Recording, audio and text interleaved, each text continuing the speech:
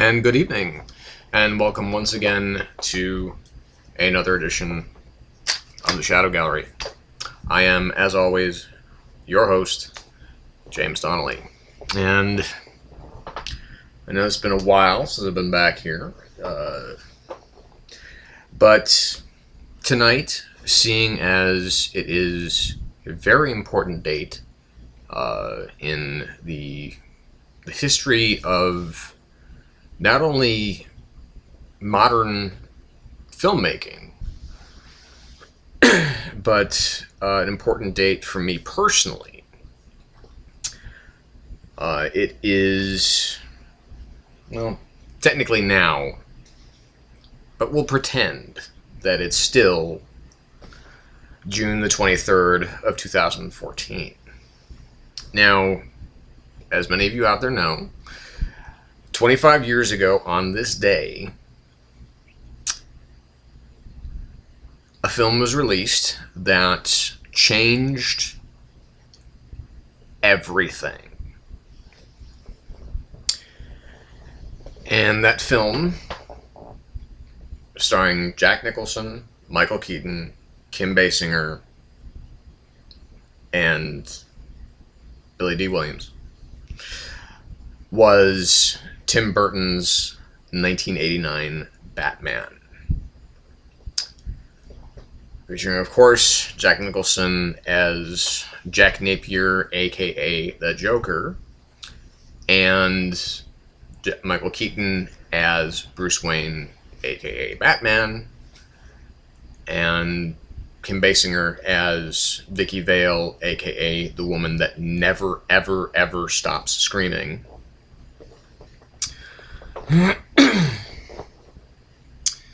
So, what I wanted to do was to mark this occasion by saying some words.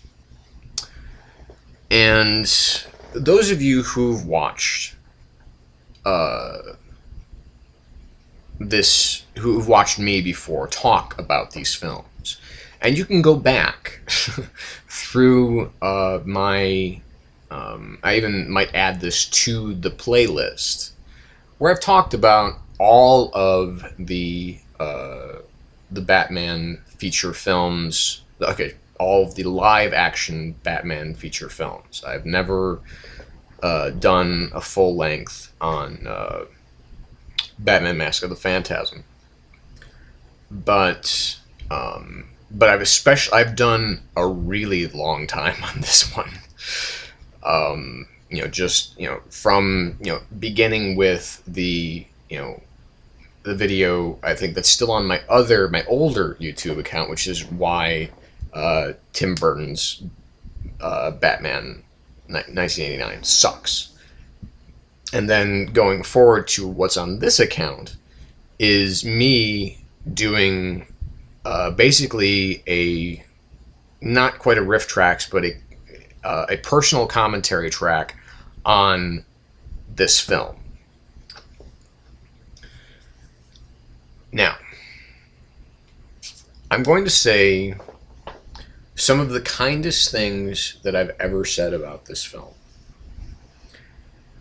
I'm going to start with that, because I'm not going to go into all of the reasons that I still think it's an awful, awful film. But I'm going to tell you why it's important. Now, being raised on comic books, and let's actually reach over here. This one of the bags of swag that I brought home with me from Phoenix Comic-Con, where I was able to score this. I can't really see this that well because I keep moving out of frame. But anyway, so this is Detective Comics number 395, which is it's from 1969. This was at the beginning, not the first issue, but at the beginning of the Denny O'Neil, Neil Adams run. And this is the first uh, Bronze Age Batman story that I ever read. Because I have a book, and I think I've showed it to you before if you're a subscriber, which is a book called Batman from the 30s to the 70s, which is a book that I read, that I've probably read more than any other book I've ever had in my life. And I didn't even have it. At my library in my hometown of Glenview, Illinois, they had this book there. Down in the kids section, and when I was probably 4 or 5 years old, it was the it was the book that I kept. I went back. You could keep, this is, I don't know. It's been honestly years since I've been to a library, but and I just realized how that sounded right now in my head, and like, okay, I'm not illiterate or anything like that. I just, I tend to buy more books now, or buy used books, than I do by going to a library. Anyway, but you kept the book for 3 weeks, and then you could renew it unless somebody else had it on hold. And I used to renew it all the time. I would reread it and reread it and reread it and reread it, and I mean, hundreds of times throughout my youth. But especially, the beginning of, after Batman, obviously went through the whole kind of pop art phase brought upon by the 1966 television show and the film. Then when Denny O'Neil and Neil Adams came on board and decided to not to create, but to go back to his roots of being the Dark Knight detective. That was the new phrase that came from that era of, obviously he was still the Caped Crusader, but he was, the common phrase that came out of that era was the Dark Knight detective. So the Dark Batman has always been my favorite Batman. And then, of course, after reading Batman comics for most of my life, and, through different authors and different different pencilers and different inkers and so on and so forth, and then all of a sudden, just ramping up into this frenzy. And then in 1987, we'll say maybe late 1987, we started hearing news that for the first time, that a real large budget Batman film was on its way into theaters. And that, to me, was, this is going to be awesome. Because from everything you heard about it, as news kept creeping out, it was going to be very dark in tone, so mirroring what people were reading at that time, that it wasn't going to be it wasn't going to be a throwback film to, like, the 60s television program, but rather it was going to take the idea of being this person seriously. And, obviously the comic books that dominated that era with, basically with Frank Miller, with Dark Knight Returns, with Batman Year One, and some of the books that were, of course, being written around that time, which was like Batman: A Death in the Family, which was 88, if I'm not mistaken. And Jim Starlin and Jim Aparo continuing to do work on that title. Just kind of keep, 10 Nights of the Beast. All these things were around that time. So to have someone think that doing a dark superhero film and doing a dark Batman film was going to be a good idea, that was really important to me and to a lot of younger comic fans, and to even a lot of older comic book fans. Although most of the older ones in those days, they were kind of turned off by the idea because a lot of the older fans had grown up with the '66 Batman and had watched reruns. I mean, I watched that show when I was, when I was a kid. And that was because it was live-action Batman. And there were still... I mean, when I was a kid, I didn't get the, the incredibly obvious subtext that is to, once you kind of grow up a little bit, you start to see, oh my god, this is... wow. You don't see that when you're a kid. You just see Batman and Robin fighting, which is what a lot of kids saw when it first was on. Anyway. So again, the idea of someone taking this seriously was a really big deal. And then you started to see the trailers. Now, there's stories about people who would who would pay to see Rain Man. Now this is 1988, so this is I want to say this is October or November of 1988 when Rain Man was released.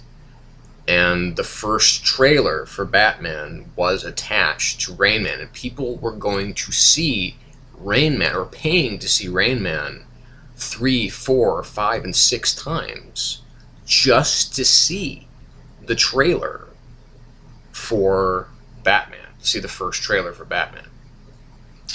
And then, now I remember when they premiered the second trailer, which begins with the Batwing flying towards Gotham City. That's the first shot you see in the trailer. And I remember when they premiered that on Entertainment Tonight, and I taped it, and I watched it probably about 500 times. I was so pumped to see this movie. Now, of course, you have to remember, millennials, this is a time before the internet. I mean, yes, the internet existed, but the popularity of the World Wide Web, the accessibility of the World Wide Web did not exist as it does, or even has, since, the late 90s, where you could actually stream video anytime you wanted to. It's a very bright TV. Excuse me. So this was huge. And then as the film got closer, you were inundated by all of this marketing, all of this cross-promotional stuff. There was Batman cereal.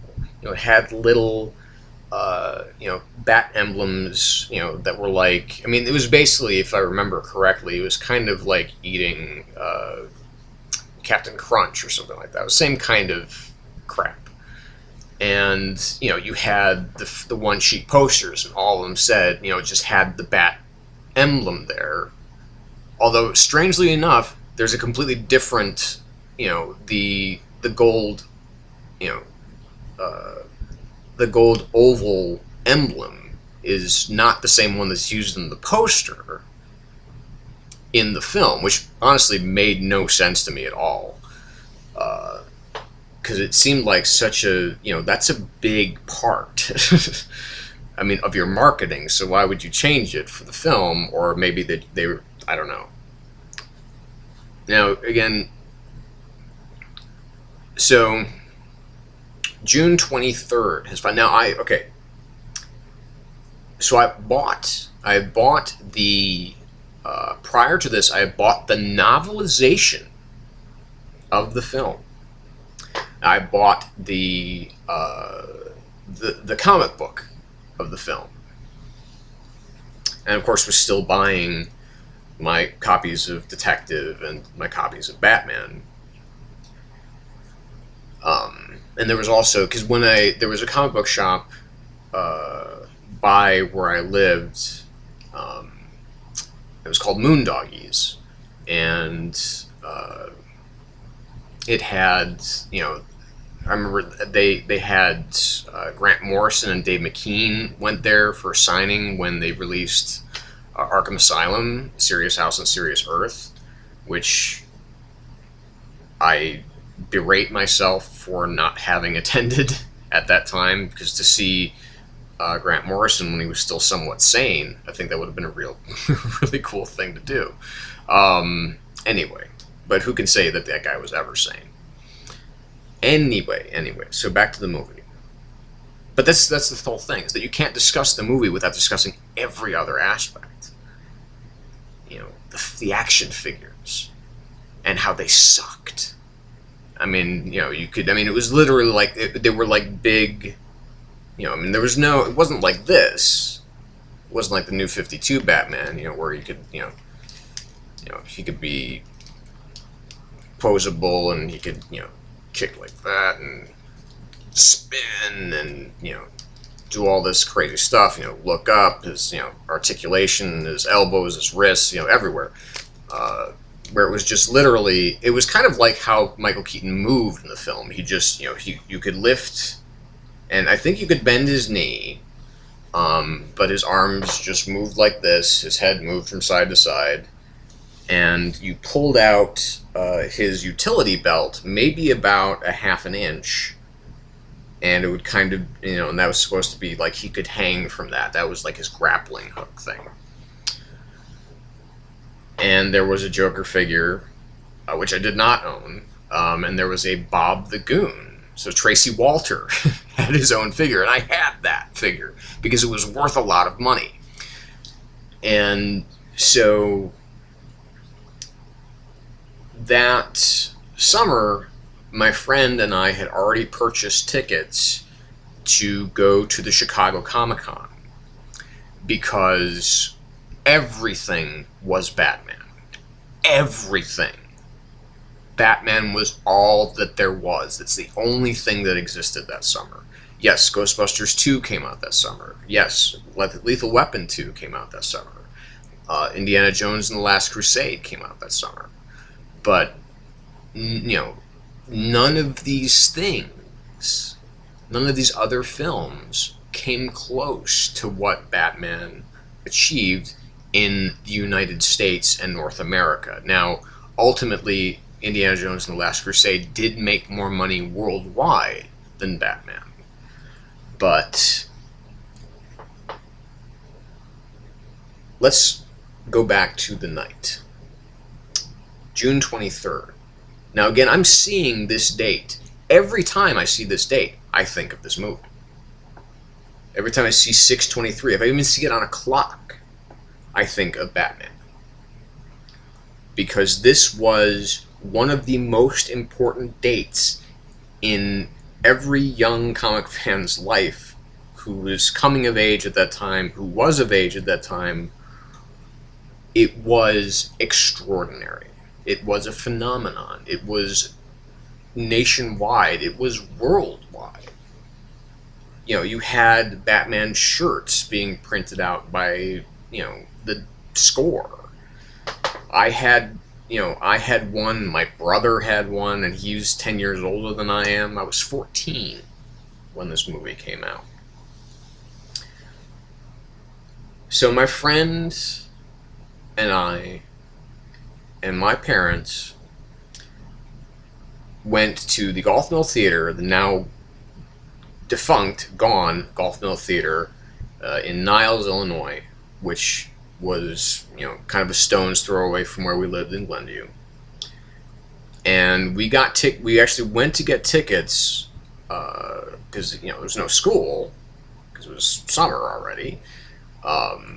So my mother, I think, actually either took the day off or came home early from work to take me to get tickets beforehand for the 10:35 show. I'm sorry, the 10:30 show. It was a 10:30 show. 10:30 p.m. And we got there at 9, and the line was already, around. I mean, this was a huge theater. There were 3 theaters, and it was a big building. And my friend and I, also a huge Batman fan. We're standing there and we're just kind of like almost, quivering in anticipation because this was such a huge moment. And he and I, when they were finally starting to let people into the theater, we went up to, there was a balcony section. I mean, not like Radio City Music Hall balconies, but there was an upper level. My parents were down at the bottom. Me and him went upstairs because we wanted the full effect of the whole theater. And I'm looking at my watch, and 10:30 has come and gone. I mean, the place is packed. And at 10:40, someone from the theater, one of the, presumably the manager, has come in and said, okay, we're going to be starting the film in about 5 minutes. There are people still coming in. Because they sold thus and such amount of tickets to fill the place. And they filled it. Every seat was jammed. It's not like what you see normally nowadays, where there are still, where you go to a theater that can maybe hold, 300 people, and yeah, it does jam up when you go to see like a midnight showing of The Avengers or something like that. But I mean, in a place that's seated probably about 900 to about 1,000 people,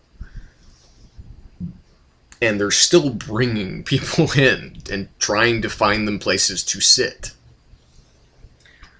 Because I know that we had, we were on the aisle. I was, sitting next to somebody I didn't know, and then my friend had the aisle seat.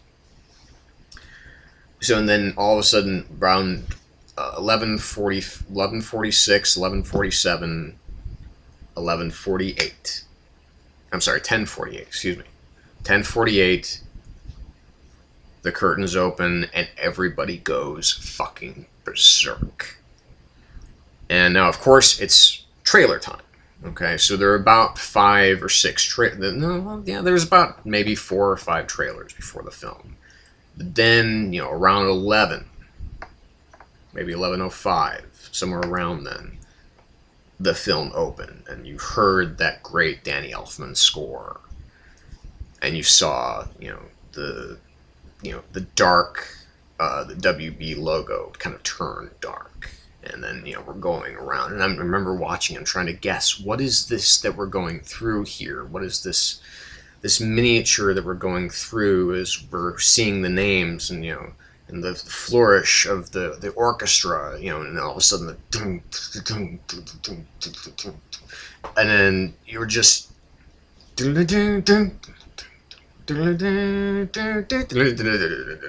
mean, it was just, you couldn't, I couldn't, I mean, I'm surprised that I could sit still, but I was so transfixed on what I was seeing there. Now, then I remember when you saw the credit for Prince, or songs by Prince, everybody booed. Everybody. Except for me and my friend, and probably, maybe about 50 other people, but so many people booed. It was so loud. Or laughed. And now I laughed when I saw that. But the reason this was so important, again, going back to this idea, it was so important to have someone taking a superhero movie seriously. Now, again, I'm not going to comment on the quality of the film, because that I've done ad nauseum. But that's what it started. Now, if you look at... Now, okay, so when we, the whole media blitz, the phenomenon of Batman and how it dominated 1989 so heavily, it was, I think, probably not the first, but I'm sure one of the first films that ever came to home video as a sell-through directly. Now, this is, for those of you who don't know the lingo, this is because I worked in a video store for a while.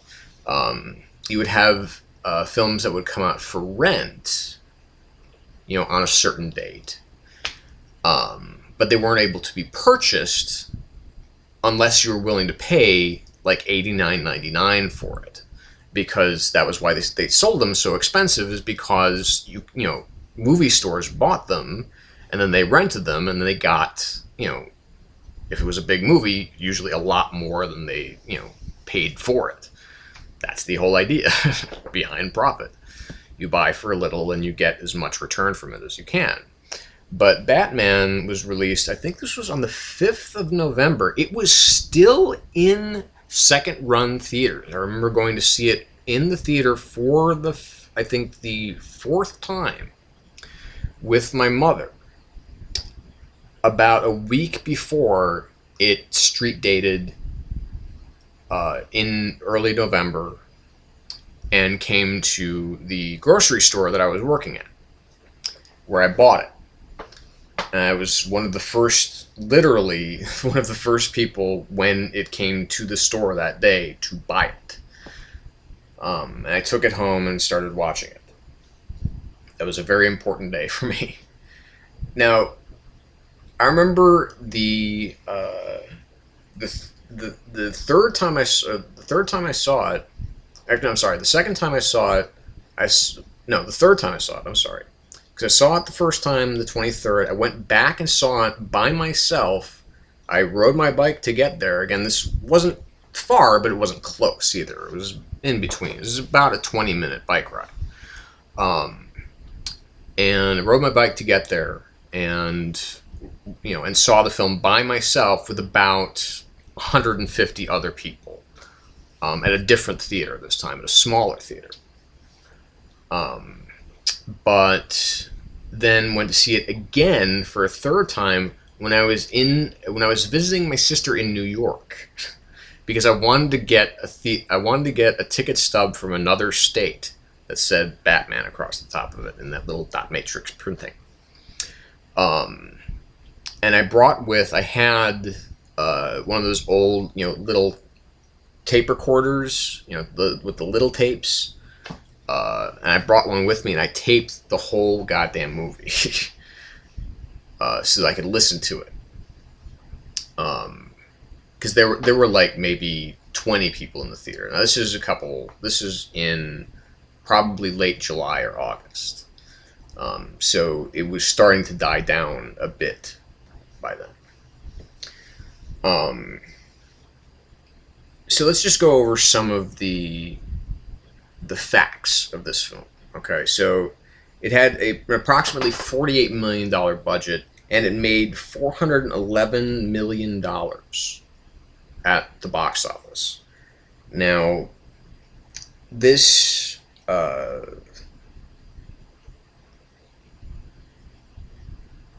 became, and then another, so this was this is the full international gross. It was the first film to earn $100 million in its first 10 days of release. It was, it broke, it grossed back it almost grossed back its budget in the United States, but earning $43.6 million in its opening weekend. Now, that record actually just being broken by the film that came 1 week earlier, which was Ghostbusters 2, which earned $29.4 million. So, I mean, this was, a $14 million difference. So, I mean, and it made, an additional $150 million in home video sales. Now, this is not counting all of the, all the various merchandising, all of the money that people were making off of selling Batman stuff at conventions, which is like the one that I went to. Everything that was Batman cost way more than it was worth. even arguably at that time, but people were still buying them. I mean, like old, the old, God damn it, I want the old Miko figures. The ones that had the actual cloth on them and stuff like that. People were selling those for like $500, $600. That were barely sealed. And people were selling the movie toys, the movie figures, for probably about $50 to $60 a piece. Now, this is when you could still go to a toy store or department store that sold toys and still buy that stuff for probably whatever it costs, like $7.99 at that time. Now, this wasn't, not a lot of critics loved it. And being who I am now, I understand why they didn't. But as a 14-year-old boy, I loved it. I loved this film. It was one of my favorite films that had ever been made. I had seen it more times than just about any other film I had ever seen in the theater.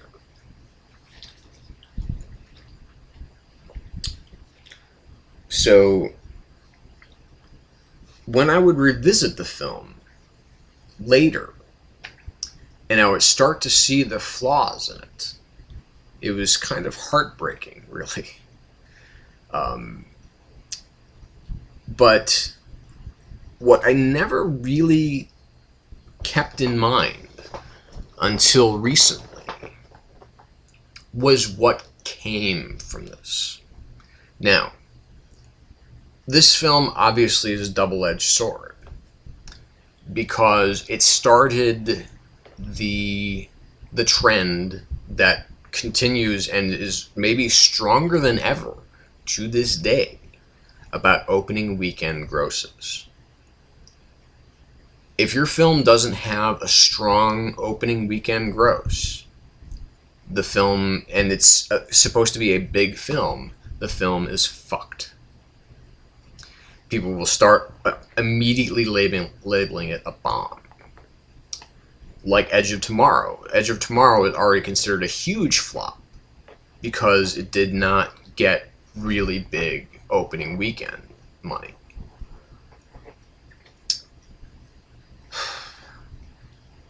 And now I haven't seen Edge of Tomorrow, so I can't comment on how good it is. I hear that it's fantastic from a lot of people that I trust, so but that is where this really started. Opening weekend grosses. If you have the biggest opening weekend gross, you're going to have maybe the biggest film of the year. Now, that isn't always the truth, but for the most part, it is. So that's why there's this, especially in the summer, you have this, this one-upmanship that is played almost every weekend, unless there's a movie that they know that they're not going to beat. It's like, next year when Avengers Age of Ultron comes out, there's not going to be a film that's going to be opening the next weekend, or probably even the weekend after that, that's going to be trying to knock it down. Because they know, it's like, okay, we're not fucking with this thing. Because this is, this was the third biggest movie of all time, the first part was. So the second part, probably going to be, at least as far as an opening weekend gross, it's going to be insane. And if it's as good as the first one, or better, then you can probably see those grosses. You can conceivably see this outgrossing Titanic. Because, well, anyway. But again, that's one of the bad things this film brought us. As far as a cultural shift, as far as entertainment is concerned, is that now there's this mindset that if you don't get that good weekend gross, forget it. Your film's done for.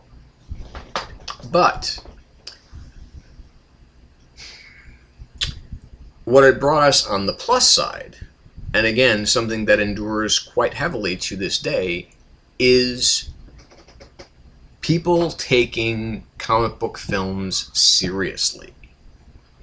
They are, or at least they were, and for a long time, these were untapped reserves of incredible American mythology. I mean, people, were making movies out of all of these books and so on and so forth. I mean, and obviously there's an argument that can be made that this is a bad thing too, because it's, creating a dearth of originality in Hollywood. Well, boo-hoo. You know what? Because it's great that there's original shit that comes out every once in a while and is great and makes a lot of money. But you know what? The truth about that is that that's just the way it is now. And that's not going to change until, unless one of these really special, really great non-sequel, non-book, non-superhero, non-prequel, franchise films, you have to do something really special and to really tap into a very specific zeitgeist, if you will, in order to make a huge amount of money on a film that is wholly original. And it usually helps you have a really big name director going with it. And big name stars. With, of course, the only exception to that really being Avatar. I mean, Avatar is the biggest fucking movie in the world. And it's, at best, exactly everything that people criticized about Batman, which is that it's flash over substance, which, be frank, that's exactly what Batman is. It's one of its biggest problems. But for some reason, Avatar was up for Best Picture. Huh? In what world does that make sense? And it almost won. I mean, that was the thing. Everybody was freaking out that it would win. Because Titanic won. And, so, again, I don't want to go off on that tangent either. So what did it bring us? Again, it brought us this idea of, comic books being viable source material for feature films. And to any comic book fan, that is both the greatest and the worst thing that has ever happened. Because obviously you have films like the pre-Nolan Batman films. I know that there are some of you, at least one of you out there, that strongly disagrees with me about this. About how much better the Nolan films are. I mean, how infinitely better they are than the Burton and Schumacher films. But because you could see that people were starting to get tired of the comic book phenomenon, because you really only had one franchise, and that was Batman. Everything else, they kept trying to throw all these other darts at the board and see if they would stick. To make a film like Tank Girl, which is a film that I enjoy. I also enjoy films like Judge Dredd, which is, it's a terrible movie, but it's fun. I'm not talking about Dredd, I'm talking about Judge Dredd, the Sylvester Stallone one. And films like Steel, with Shaquille O'Neal, and all these other kind of, Dick Tracy, and, people can argue the merits or, non-merits of that film, as well. The Rocketeer, again, because the thing was, after Batman was released, people started fighting over rights. That was another really big thing, is that who was going to do the next, who is going to, which studio is going to be able to get their hands on the next big thing, and which name has enough brand recognition to really take it to the, to really take it to the bank. So that's why all of these like little indie comic films were very easy to translate to the big screen. Well, it was easy to get the rights to Judge Dredd, or to Tank Girl, or to The Crow, or to The Rocketeer, because these were films that, nobody, these were characters that most people had never heard of. So the best way to get people in the door was either to cast someone that was a big star, or to have something that was so, to have a flavor that was so either specific, close to what was brought to us by the Batman films, like The Crow. I mean, let's face it. I mean, it's kind of an extension of the same idea. And as tragic as I hate to say this, because I love Brandon Lee, I think he's an incredibly talented and charismatic actor who died way, way, way too soon. But honestly, if he had not died, the film would probably not have achieved the levels of success that it did. It would have floundered like its sequels did. I mean, because let's face it, I mean, The Crow is just not a big thing anymore. At least not like the first one is. Because nobody gave a shit about the second one. Nobody really gave a shit about the third one. And less said about the last one with Edward Furlong, although I did like David Boreanaz in it a lot.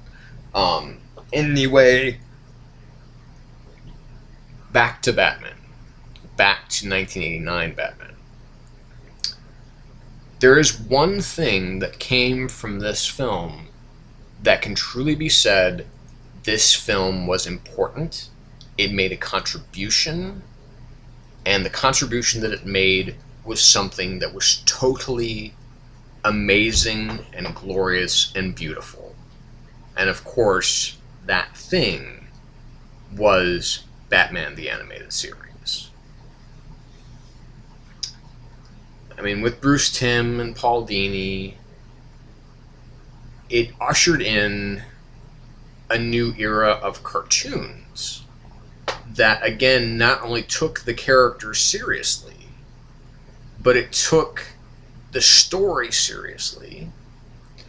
It took drama seriously, and it created a whole new generation of Batman fans, but not in the really, really dark way that the films were doing, which had a lot of death and murder and mayhem, but in a much more honestly, like the 70s, the 70s comic books had it, which was, yes, people were getting punched, and people were getting kicked, and people were occasionally bleed. I remember seeing the very first episode that I ever saw was, it was the first Man-Bat episode, and Batman is, attached by his grapnel, while Man-Bat is flying through, this construction site with all these I-beams, and he bangs his face up against one of them, and there's blood. It's like, people in cartoons are allowed to bleed again, and this was prime time. This was prime time. This was on a Sunday night, prime time television slots. So, I mean, it wasn't just Saturday morning kids' cartoons anymore.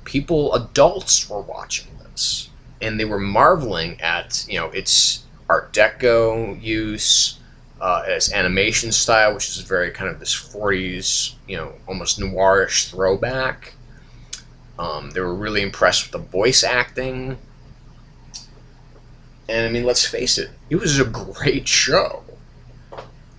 I might not have loved every single episode, but, I mean, by and large, that's a pretty awesome show. And then from that, we got Justice League, and from that we got Justice League Unlimited. And then over on the Marvel side, that, we also were getting, Wolverine and the X-Men, and, Avengers Earth's Mightiest Heroes, again, which were stories that were taking the the character seriously, and even translating certain specific issues, and we're using comic book professionals to write scripts, to and again to translate specific story arcs from specific storylines from comic books, like in Justice League Unlimited, the man who has for the man who has everything, the Alan Moore Dave Gibbons story. So this was something to be treasured, which is why I don't look back at this film with such ire anymore. Is because good things came out of it. Because if we didn't have these films, everything that we're watching and loving I shouldn't say everything, all of the great comic book movies that are being made right now, it just doesn't happen. It's not possible. It's not a thing that would exist without Batman from 1989. I mean, the great comic book movies that have come out this year.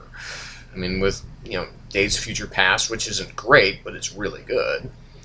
And, The Winter Soldier, which is fucking brilliant.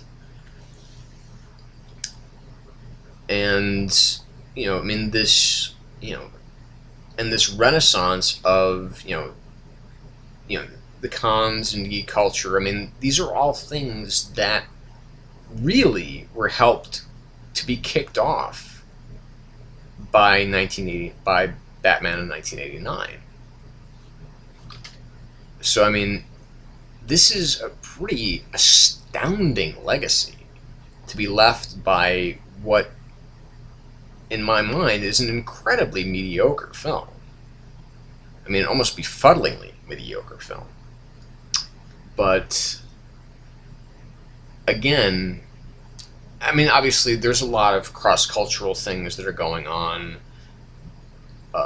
But, I mean, you still have, generations of fans of popular culture and genre films and comic book films and sci-fi and so on and so forth that are still being inspired by this film, by what this film started, which was a movement. I mean, almost a revolution, I might say. So, do with that what you will, because that's why this film, despite what I might think of it, is still important 25 years later. So, yep, that's it. So, mull that on over if you'd like to. Let's hear what you have to say. Of course, I'd always love that. I always do love it. Doesn't happen much, but I do like it. So, in your, if obviously this is your first time here, welcome. Thank you for stopping by. And don't forget to subscribe. This is your first time here. Comment, complain, criticize, whatever you want. Just, don't be a dick. Let's try and keep it civil, okay? I know that the internet allows you to be a dick, but let's just try not to, because I'm here. I might not be agreeing with you, but I'm respecting your opinion. Just by default. And I'm allowing you into my opinion. So I'm hoping that you take the time to think about what you might say before you say it. Let's just take about 15 seconds. And you might end up finding that, oh, this is actually something that I should say and not something that I'll either later regret or is just something really stupid and trolly, because I hate that shit. So let's get away from that and let's move more towards back harmony. back towards harmony. Anyway, thank you again for watching. Thank you for listening. Please subscribe. Please comment. Thumb it up, thumb it down, whatever you think is appropriate. And we will see you next time when I have something to talk about. So, thank you again. You have been inside the Shadow Gallery. And I am your host, James Donnelly, saying good night, goodbye, and reminding you as always to stay in the shadows.